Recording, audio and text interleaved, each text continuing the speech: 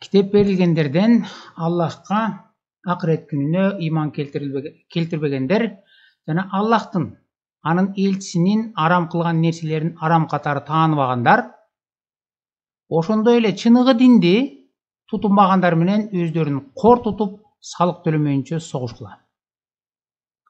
9-сүрө 29-аят.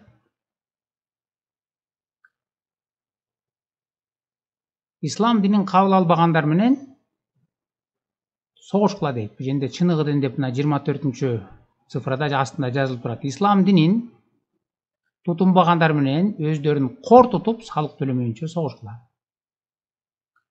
Кор тутуп дегенин басынтып деген мааниде да.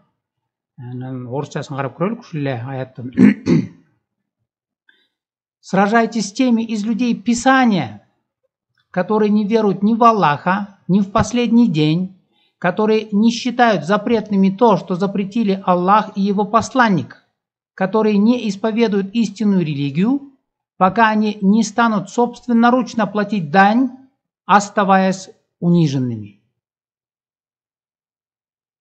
Сражайтесь с теми из людей Писания деп чоңдамалын Писания дегени ыйык жазуулардын адамдары деп христиандарды айтат, иудейлерди айтат. Ошолор менен исламды кабыл алмайынча согушкула. Алар өз колу менен силерге дань же болбосо салык төлөсүн. Мунун исламдын тилинде джизия деп коет. Джизия деген атайын диний айырмачылыгына каралып, исламды кабыл албаган башка диндегилер төлөөчү салыктын түрүн айтат.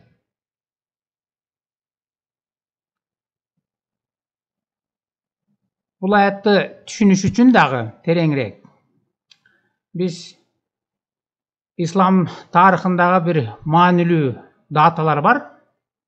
Ошого көңүл бурсак. Экранда силер көрүп аткандай 632-жылы Мухаммед өлгөн.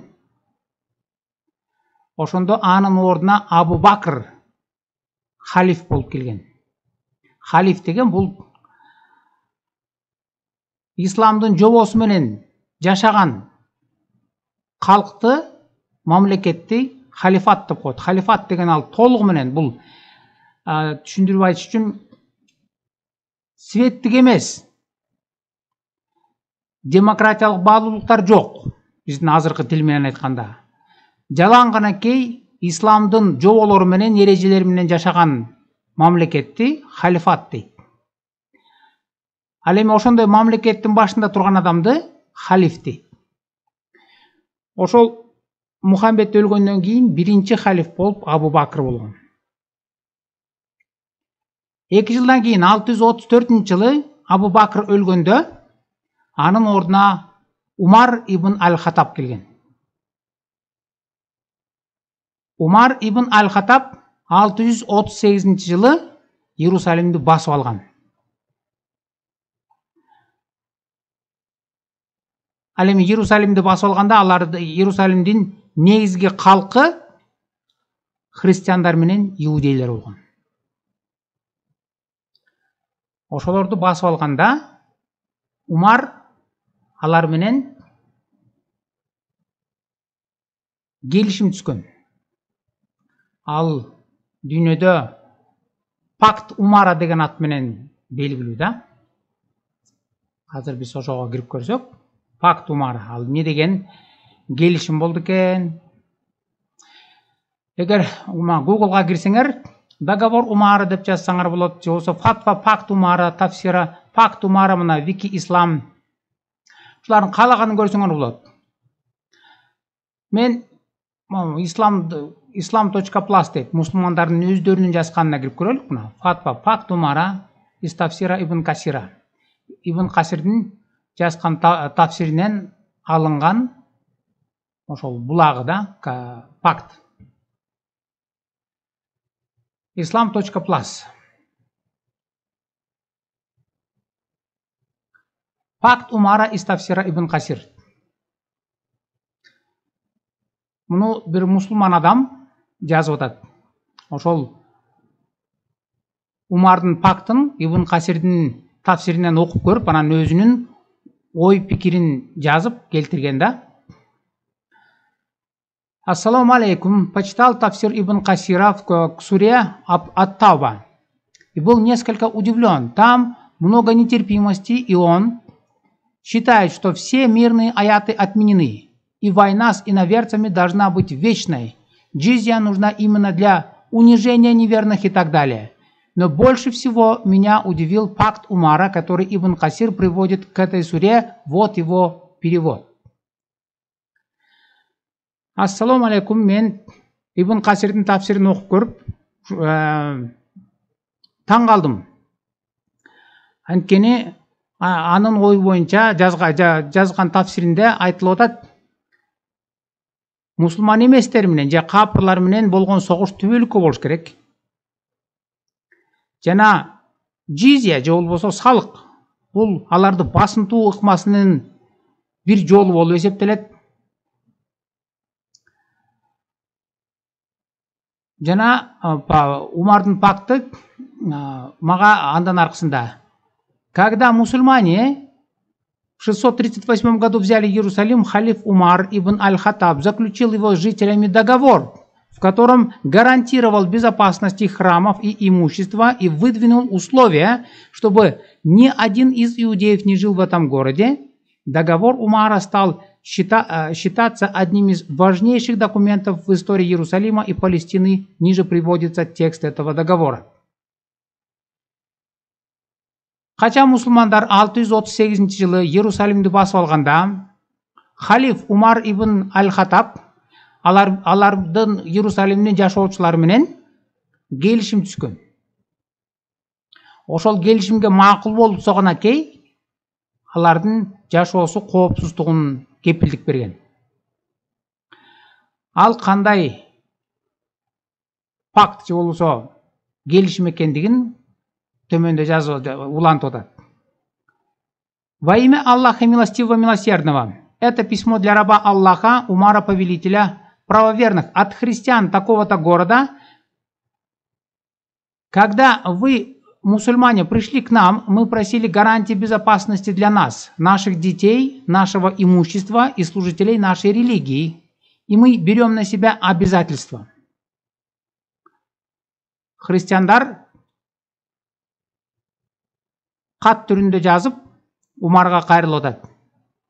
Силер мусулмандар бизди басып алганда, биздин коопсуздугубузга кепилдик бериш үчүн бизге тийбейбиз, балдарыбызга тийбейбиз деген тийбешиңер үчүн биз төмөндөгүдөй милдеттемелерди өзүбүзгө алабыз.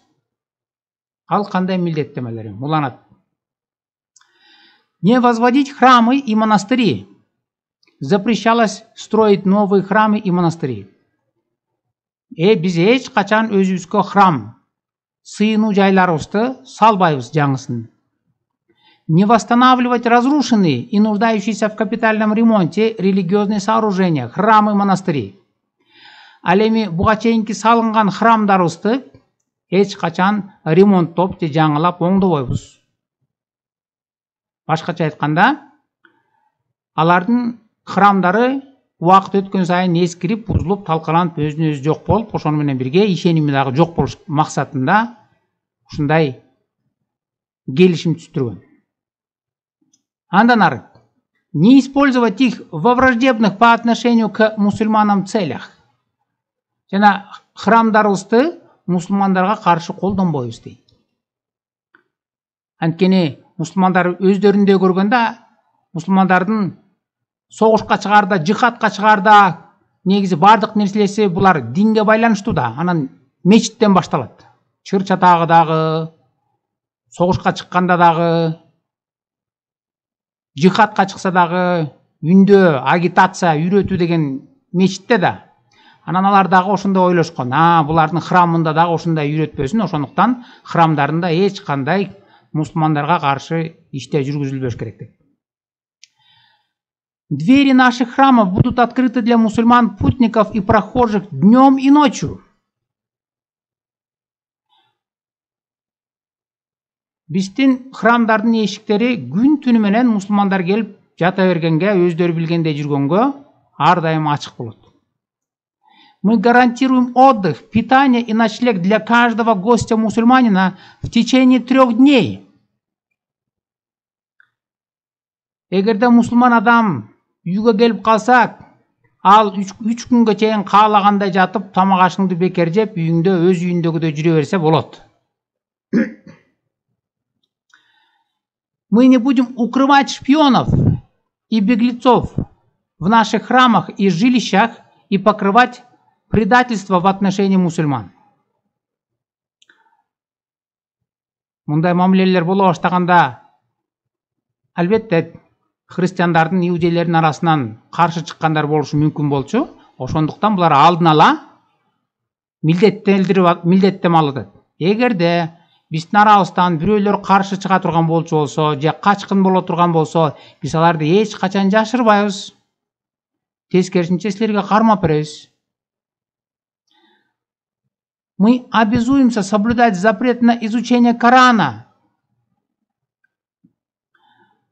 Ошондой эле биз Куранды өз алдынча окубайбыз деп убада беребиз дейт. Эмне себептен? Анткени Куранды өз алдынча эгерде христиандар окуй баштаса, алар анын туура эмес экендигин, Кудайдан эмес экендигин окуп, сын пикирге алып башкаларга айта баштамак. Мисалы, мен христианмын, азыр интернет бар, Куранды дүкөндөн сатып алсаң болот. Аны окуп, анан мен сын пикир айтып атам. Силер менен бөлүшүп атам. Могул туурабы? Ушул Курандын айтканы, хадистердин айтканы туурабы деп. Ал эми Умар Иерусалимди басып алганда, алар алдын ала ушундай чараларды колдонгон. Өз алдыңарча эч качан Куранды окубайсыңар. Аны молдоке гана окуп бериш керек, кандай талкавайт этип айтып берсе, ошондой ишенесиңер, өзүңөрчө окубайсыңар деген милдеттем алган. Не распространять ширк. Ислам тилинде ширк деп Аллахка ишенбегендин баарысын ширк дейт. Демек, ислам дининен башка динди, өзүнүн динин эч качан башка бирөөлөргө айтып, ишенимин бөлүшүп башка бирөөгө айтып берүүгө тыюу салынган. Мы не будем заниматься прозелитизмом и обращать кого бы то ни было в нашу религию. Биз эч качан башка бирөөлөргө айтып берип, өзүбүздүн динибизге башкаларды тартпайбыз. Бирок ошол эле учурда не будем препятствовать нашим единоверцам переходить в ислам. Ошол эле учурда биздин арабыздан кимдир бирөө каалап исламга өтөм десе, биз эч кандай тоскоолдук көргөзбөйбүз, ал өтө берсин исламга. Бирок өзүбүз мусулмандарды эч качан биздин динге өт деп же болбосо өзүбүздүн ишеним жөнүндө, дин жөнүндө айтып бербейбиз.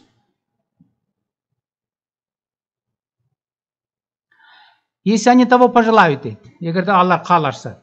Обязуемся проявлять уважение к мусульманам, уступать место, если мусульманин желает сесть. Ошондой эле мусулмандарга урмат, сый көрсөтүп, эгерде алар отургусу келсе, биз ошол замат ордубуздан туруп берип, ага орун бошотуп беребиз. Мы не будем подражать мусульманам в верхней одежде, головных уборах, обуви, прическах, речи, прозвищах и именах. Ошондой эле биз мусулмандардын сырткы кийиминен, прическасынан, бут кийиминен, жүрүм турумун биз аларды туурабайбыз, алар кийинген кийимдерди кийбейбиз. Алар койгон аттарды койбойбуз балдарыбызга. Не будем ездить в седлах. Зимме запрещалось ездить на лошадях и мулах, поскольку это считалось несовместимым с их статусом. Разрешалось ездить только на ослах и только без седла. Ошондой эле эч качан биз ээр токуп минбейбиз. Анткени жазылып турат, зимми деп бул исламга ишенбегендерди айткан, иудей менен христиандарды. Аларга ат мингенге тыюу салынган. качыр мингенге да тыюу салынган. Алар эшек гана миниш керек болчу. Болгондо дагы ээри жок. Биз ошондой жүргөнгө макулбуз деп милдеттендирген.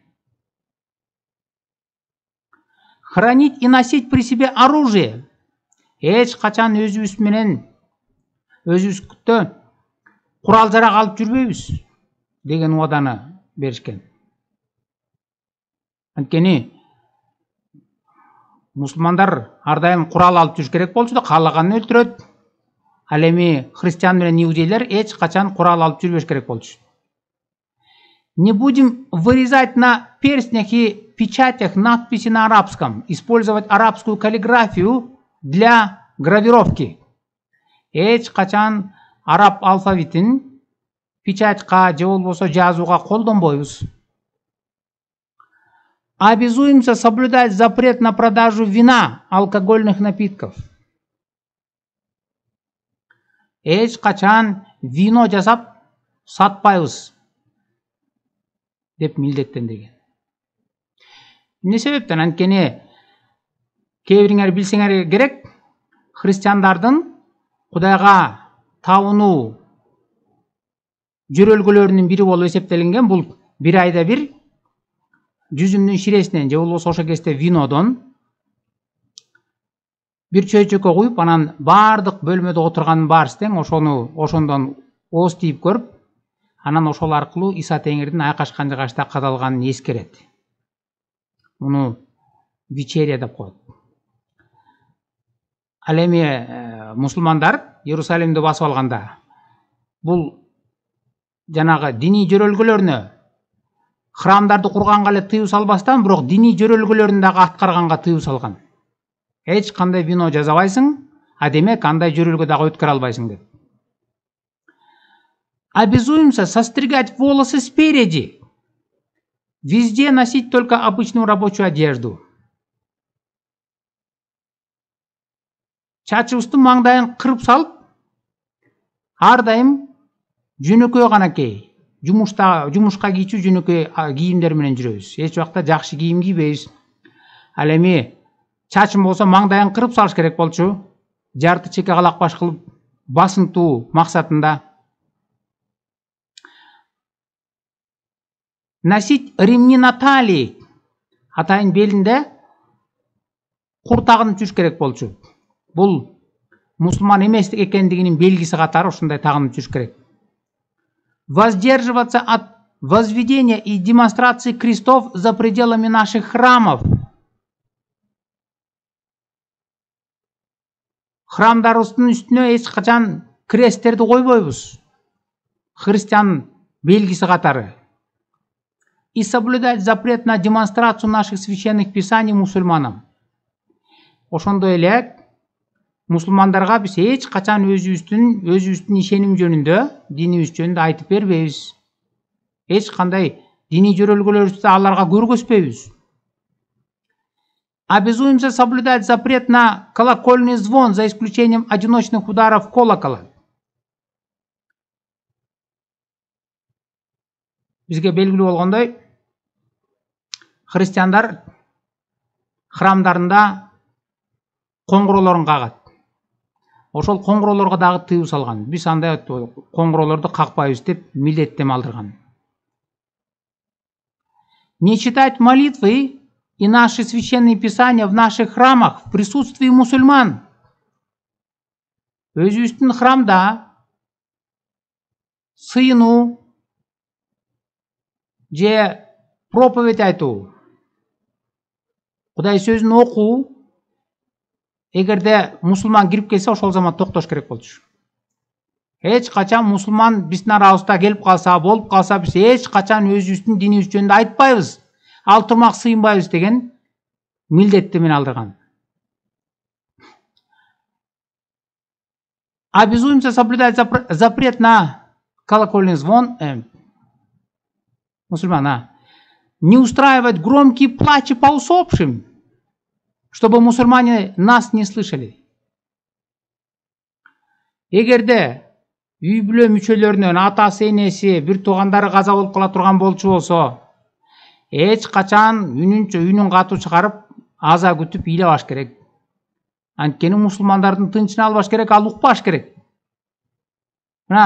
Не устраивать громкие плачи по усопшим, чтобы мусульмане нас не слышали.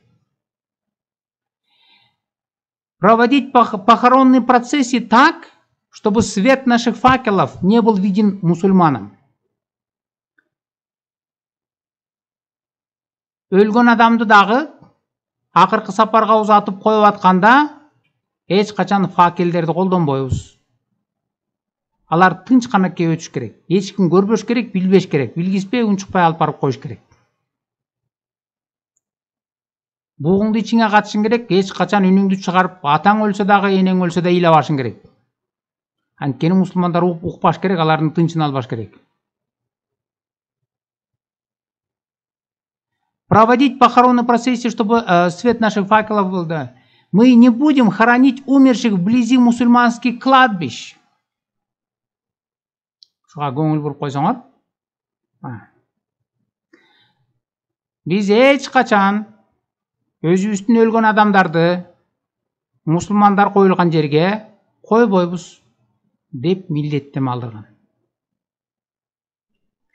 Выкупать пленных, которые были захвачены мусульманами. Эгерде мусулмандар үйүңдөгү үй бүлө мүчөлөрүнүн бирин урдап кетсе, барымта калса, ага акча төлөп куткарып алышың керек мусулмандардан.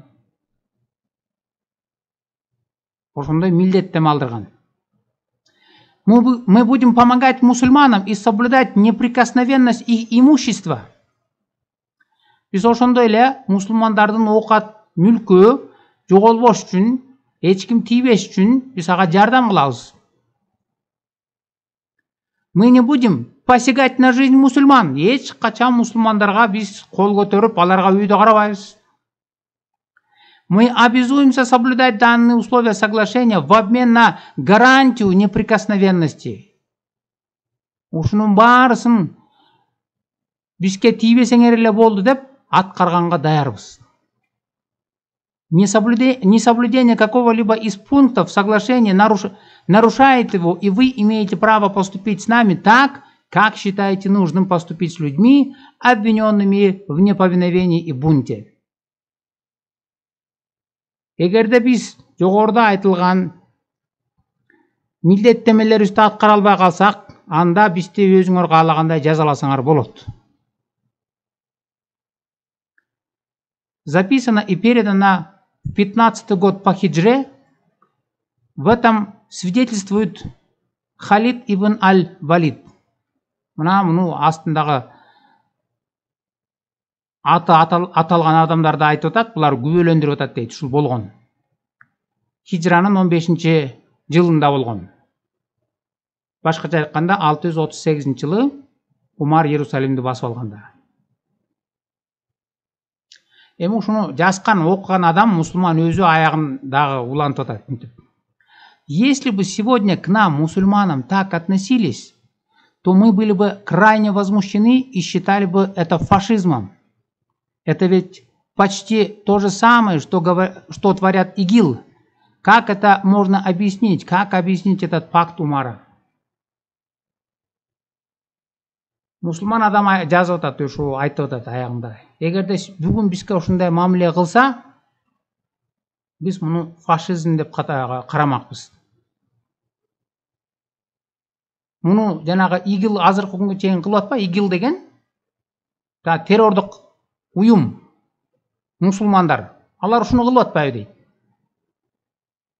Муну кандай түшүнсө болот?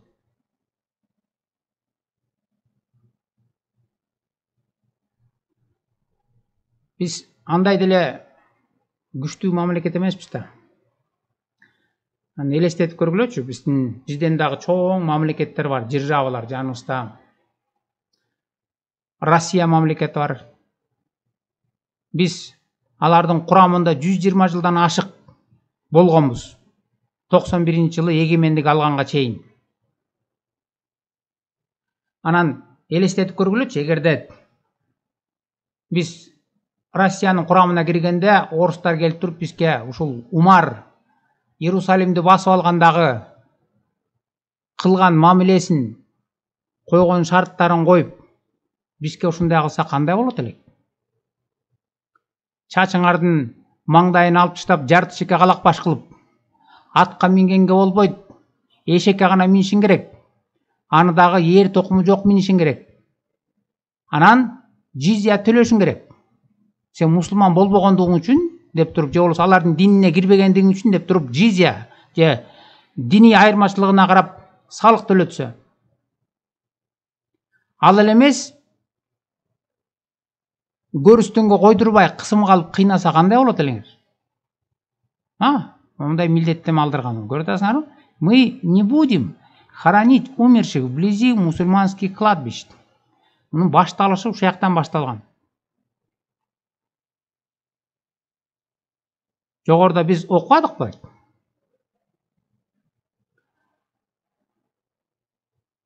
Сүрө 29-аятты. Алар исламды кабыл албагандар менен аларды басынт кыла дейт. Оставаясь униженными, өздөрүн кор туткула деген. Анан ошонун иш жүзүндө Умар ибн аль-Хаттаб ушундай колдонгон. Аларды кор тутуп, кандай кылып басыныш керек экенин ушундай көргөзгөн. Муну эч ким тана албайт, бул тарыхый факт. Гуглга кирип карасаңар, түрү менен бар. Умардын жазган пакты. Жерде айтылып атпайбы мына? Пакт Умара из тафсира Ибн Касир деп. Ибн Касирдин Теккедин тафсиринен алынган ушул жазылган Умардын пакты. Азыр биз тафсирге кирип көрөлүчү. Ибн Касирдин. Тафсир Ибн Касир, сура 9, Ат-Тауба, аят 28-29. 9-сүрө 29-аят. Барын окуп отурбай эле кол. Токотор жерине келеличи.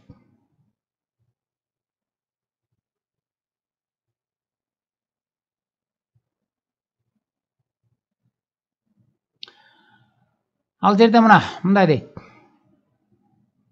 Ошол Иерусалимди басып алганда, биз жогоруда айткандай, аяктын жашоочулары иудейлер менен христиандар болгон. Ана аларга баштаганда эле мындай деген көрсөтмө берди. Не посвящайте салам евреям и христианам, и если вы встретите кого-либо из них на дороге, заставьте их пройти в самый узкий переулок. Еврей менен христиандарды менен эч качан саламдашпагыла. Эгерде аларды жолдон көрүп кала турган болсоңор, жолдун чекесине түртүп салгыла. Ушуну эле биз хадистерден көрөбүз. Карап көрөлүк азыр. Бул Сахих Муслим 2167А.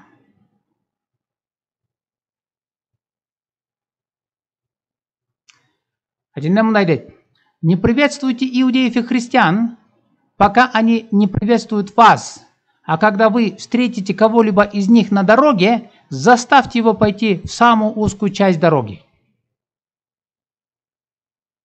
Еврей менен иудейлерди менен учурашпагыла биринчи болуп. Эгерде жолдон көрүп калсаңар, жолдун чекесине түртүп таштагыла. Андан кийинкисин карап көрөлүк.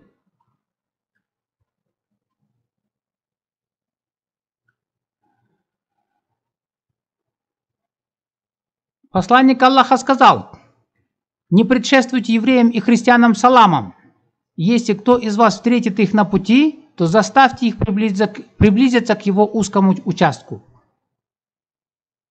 Еврей менен христиандар менен учурашпагыла, салам айтып. Эгерде жолдон көрүп калсаңар, жолдун чекесине түртүп таштагыла дейт. Ибн Касирдин тафсири ушуну менен башталып атат. Мына хадистерде айтылганды, мына ушинтип аларды басынт кыла. Жолдун чеке, алар менен учурашпагыла, жолдун чекесине көрсөңөр, чекесине түртүп салгыла.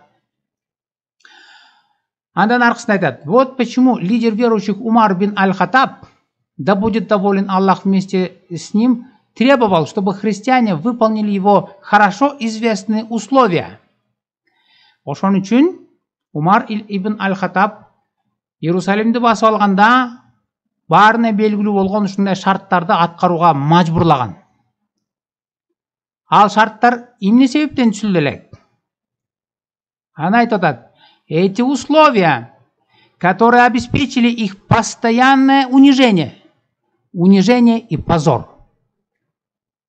Бул коюлган шарттар алардын ар дайым басынган абалда калганын камсыз кылчу дейт. Окугандан жиркенесиң. Кудайдын адамы ушундай кылабы? Басынтып такай. Жерин басып алдың, тартып алдың.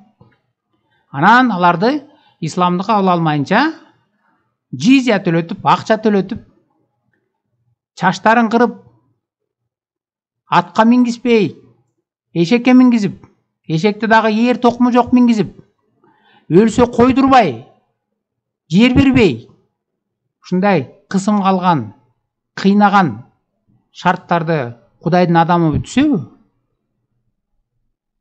Булар болсо муну сыймык катары жазып атат. Мына ушундай кыйындык устан үчүн көмүстүп атат. Мына платить джизию, знак кафра и позора. Капыр болгону үчүн джизия төлөшүң керек, басынышың керек. Өзүңөр окуп алсаңар болот, ачып туруп мына өзүңөр орусча которуп бер десеңер которуп берет Google. Тафсир Ибн Касирди мына. Муну интернетке жайгаштырып койгон мына ушундай кылыш керек деп.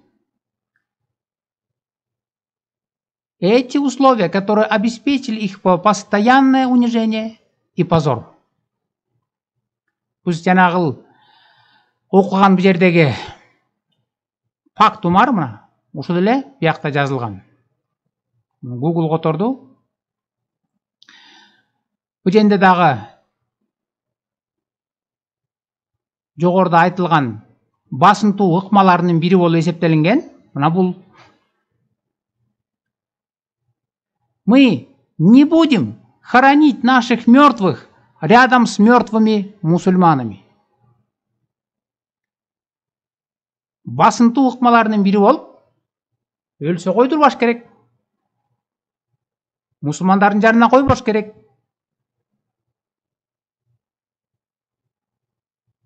Жөн эле мусулмандардын жанына койбош керек эмес, бирок негизи мынтип жазылган менен негизи койдурбайт. Койдурбаган, кыянаттык кылган ыкманы колдонуп адамдарды исламга мажбурлап киргизген да.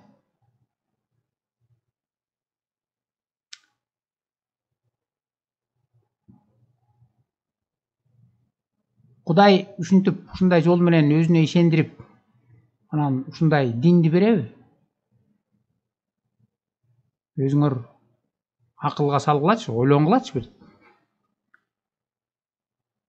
Өлсө койдурбайм деген бул Умардын Иерусалимди басып алганда көптөгөн биз жогоруда окуган басынтуу ыкмаларынын бири болуп эсептелинген. Муну өзүңөр дагы ачып, интернетти ачып карап көрсөңөр, өздөрү жазып койгон өздөрүнүн булагында. Тафсирин ачып карап көргүлө. Хадистерди ачып карап көргүлө. Ушунун баарысынын башталышы бул китеп берилгендерден Аллахка акырет күнүнө иман келтирбегендер жана Аллахтын анын элчисинин арам кылган нерселерин арам катары тааныбагандар, башкача айтканда христиандар менен иудейлер. Ошондой эле чыныгы динди, ислам динин тутунбагандар менен өздөрүн кор тутуп, салык төлөмөйүнчө согушкула. Өздөрүн басынтып, салык дегени джизия. Диний айырмачылыгына карап, исламды кабыл алып мусулман болбогондор төлөчү салыкты джизия дейт. Ошону төлөтүп, анан өзүн кор туткула деген. Жанагындай чачын алып чыкта, жарты чеке калакбаш кылып. Үйүнө барып 3 күн жатып ал, каалаганыңча тамак ашын же, үйүн тебелеп тепсе, өлүп калса ыйлабасын. Ата энеси өлүп калса таптакыр ыйлабасын. Бугу ичинен калсын. Ал эле эмес өлсө көмдүрбө.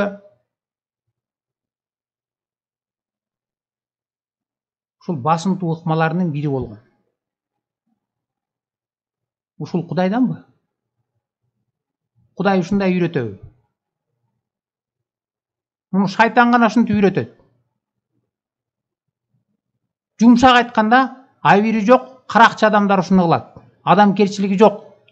Айванга айланып калган адамдар ушундай кылат. Болбосо, кантип ушу өлгөн адамга ушундай кыянаттык кылат? Булар мына ушинтип үйрөтөт. Мына башталышы ушул 9-сүрө 29 өздөрүн кор туткула деген.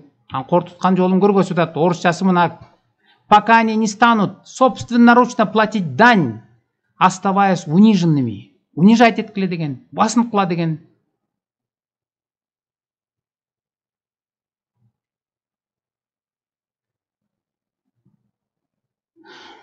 Биз андай деле күчтүү мамлекет эмеспиз да. Эгер бизди башка мамлекеттер, чоң мамлекет,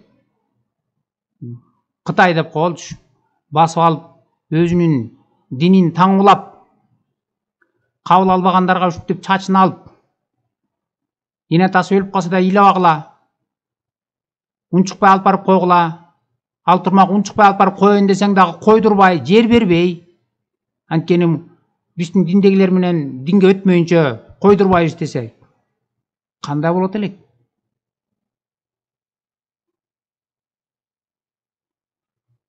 Кудай эч качан мындайды үйрөтпөйт. Кудайдын сөзү Библияда мындай деп жазылган: өзүңөргө кандай мамиле кылганды кааласаңар, бирөөгө дагы ошондой мамиле кылгыла. Анткени пайгамбарчылыктагы окутуунун баарысы тең, ушул мыйзамдар дагы ушул жөнүндө айтат деген. Өзүңө кандай мамиле кылганды кааласаң, бирөөгө дагы так ошондой мамиле кыл деген. Биз каалайбызбы бизге башка бирөөлөр бизди басып алып туруп, анан ушундай мамиле кылган? Эгер каалабасак, анда биз дагы башка диндегилерди, башка улуттагыларды ошондой сый мамиле жасаш керек. Эгер адамдык кебетебизди, адамдык сапатыбызды жоготуп койбосок. Ал эми исламдык окутуу мына өзүңөр көрүп атасыңар, мен башка жактан алган жокмун, өздөрүнүн булактарынан. Бул адамды адам кылбайт, айбан кылып таштайт. Аң сезимине бүт жалаң кастыкты, жек көрүүнү, киши өлтүрүүнү, өзүнүн динин таңулаганды үйрөтүп атып, адамдык сапаттан чыгарып таштайт.